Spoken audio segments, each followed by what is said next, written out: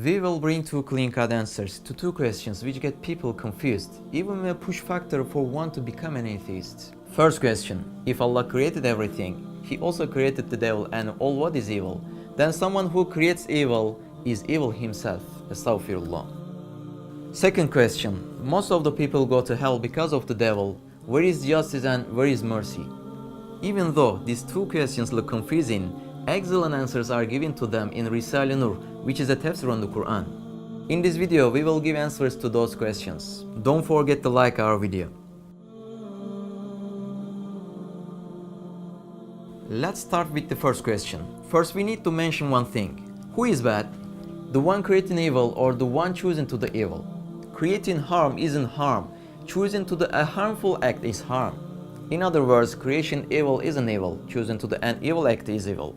Because creating is about results. For example, let's examine a knife. A knife is maybe one of the most important tools of making food. The producer of this knife produced it so that we can make food with it, right? But you can kill someone with that knife and end a life. The producer didn't produce it so that you kill people. He or she produced it so that you can make food and be saturated.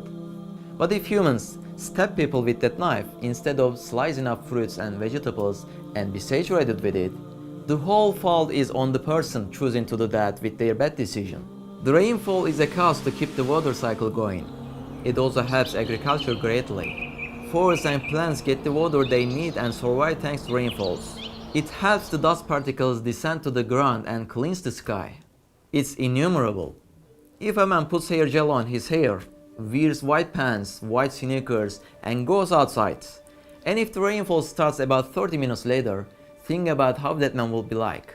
He would look terrible with his pants and sneakers all messed up and his hair gel drains.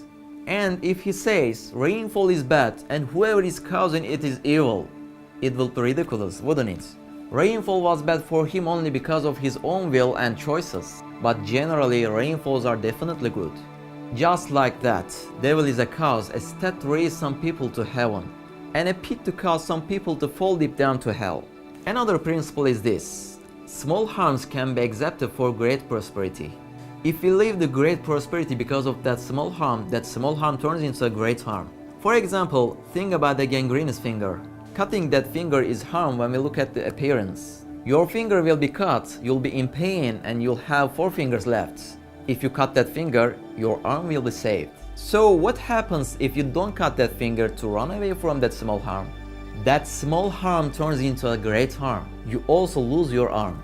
Just like that, there is great prosperity and benefits for humans with small harms in the creation of the devil.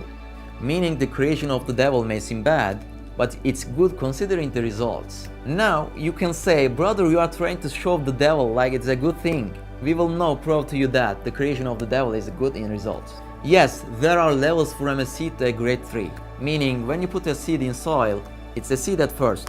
Then it burgeons. It grows over the soil, it grows and gives fruits. There are so many levels. There are more levels in the value of a human being. Humans live in this world to prosper materialistically and spiritually. There is a really important condition for one to prosper: struggle. One can neither discover a talent without struggling, nor he can prosper. Struggle is with an enemy, with an opponent. If you don't have an enemy, you don't have a struggle. Like Real Madrid. Why is Real Madrid the best team in the world? Because of Barcelona and Manchester United. If they didn't have those strong teams behind them, maybe they wouldn't practice 6 days of the week. Those teams made Real Madrid the best. Just the same way, who made Ronaldo the best player in the world? Maybe Messi, Neymar and Suarez. If those soccer players didn't exist, Ronaldo wouldn't train as much, wouldn't discover his talent as much. And he wouldn't be the best player in the world. Muhammad Ali, he was the best boxer in the world. If he didn't get any hits from his opponents, if he didn't get any punches, and if he didn't train to overcome his opponents, maybe he wouldn't get those medals and be the best of the world. I want to give an example that you can internalize. We take exams, high school exams, college exams. There is a really important factor in those tests: wrong answers. Now, can someone say, damn those wrong answers? Whoever put those wrong answers here is our enemy. He or she doesn't like us. Of course not. Do you know why? Because the wrong answers may seem bad, but they are good in results. because they separate the kid who studied for 4 years and sacrificed from his life from the other kid who lays down and rests all 4 years. Hereby, it separates a person who doesn't study and doesn't deserve to be in college from one who studies. There is something we shouldn't miss. What is the thing that makes us get into college? The wrong answer that we see as bad. Those wrong answers are our opponent, yes. But if we take them out, use them right, and pick the right answer, we can go to a really good college. Just like that. If we can somehow overcome the attack of the devil like the wrong answers, we can prosper as we deserve and go to heaven. But if we listen to it and do what it says, we can lose our rank and then go to hell. Let's look at this from a different angle. The angels. God's angels are stable.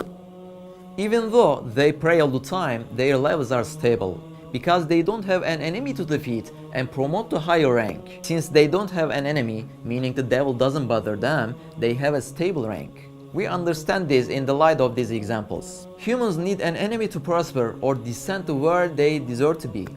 And we have a lot of enemies like the devil, the desire of the self. We promote to higher ranks as we struggle with them and defeat them. For example, a football team. They can't prosper without an opponent, a rival. They can't be the champions. And when they meet the opponent, they can't say, "Who gave us these opponents? This opponent is harmful for us." Because the opponent is there so that they can defeat them and prosper. Humans can't just look at the enemies like the devil and desires inside him and say, "Why am I facing those enemies?" They exist so that many can prosper their abilities and promote their ranks and get to where they deserve to be at. Like we said before, a student who sees the wrong answers cannot say, "Why did you put this here? This is the wrong answer. This is harmful for me." Because that exists to separate the one who deserves to be in college from the one who doesn't. Imagine diamond and coal. They are both made of carbon atoms. Then how are we going to separate one from one another? Diamond that is above all in one side, coal that is below all in the other side.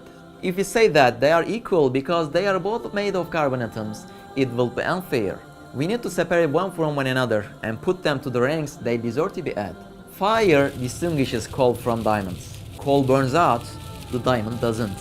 They show us that they are diamonds. The diamond shows its quality, its rank, by resisting against fire. And the coal shows its insignificance by burning to ashes. In other words, the fire just shows the difference between their characteristics. So can the coal say, "Why did you bring that fire? This is harmful for me"? It can't. Because the coal was already coal. The fire brought out its characteristics and sent it to where it deserves to be at. And it raised the diamond to where it deserves to be at. If you choose to be coal and burn in fire, that is completely your fault. Because you can also choose to be diamond and not burn inside the fire. Just like that, the fire in our example is the devil. It distinguishes people with a soul like diamond, like Abu Bakr, from people with a soul like coal, like Abu Jahil. When we look at what we have been talking about so far, one may question. I mean, many people go to hell because of the devil. Only a small minority goes to heaven. Where is the mercy and the justice in this? The answer is simple. Listen carefully. Quantity has no importance compared to quality. The real greater part is about quantity. A Ronaldo or 1,000 amateur league soccer player, which one? Of course, a Ronaldo is better, right? Why? Because quantity means nothing compared to quality. Let's give an example to understand this better. Let's say we have 100 seeds in our hand. If we don't put those seeds in soil, give them water, meaning if we don't put them in the struggle of life, they have a 100 value. But if we put them under the soil, give them water, put them in the struggle of life, and if 8 of the seeds decay, only 7 of them become trees, can someone come out and say, "Hey man, you gave them water and made them face the struggle of life, that's why 8 of them decayed," and make it look like evil? No, of course not. Because the fact that 20 seeds became trees nullifies the laws of 80 seeds.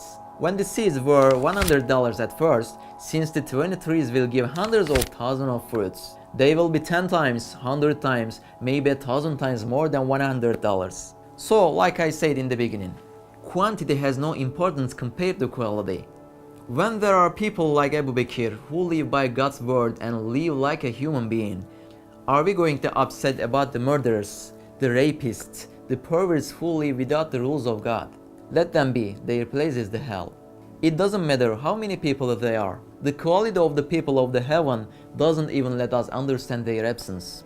If I put the seeds in the soil and give them water, just like in the example, and tell them there is something called water, if you use that in a good way, you will grow and be a tree. But if you use them in a bad way, you will decay. And then after I give them water, 8 of them decays, but 20 of them become trees. Is it unfair for me to give them water? Of course not. If I don't give them water, it will be unfair to those 20 seeds that will become trees.